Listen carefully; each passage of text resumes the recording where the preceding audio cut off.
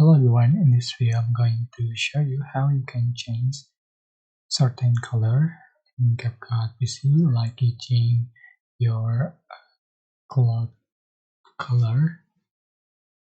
So for example, I'm going to add this image and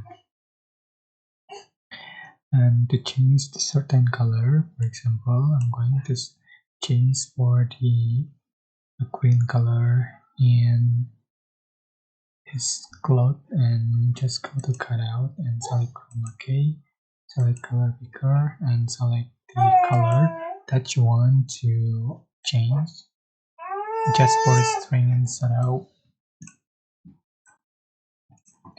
And after done, you are just going to go to basic and select the canvas, select color and select color that you want. That's it.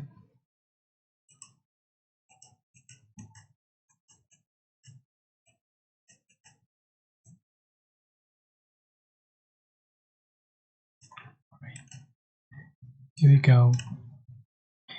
So that's how you can change certain color on your video in CapCut PC. I hope this tutorial was helpful for you. Don't forget to like, comment, share and also subscribe. Thank you so much for watching.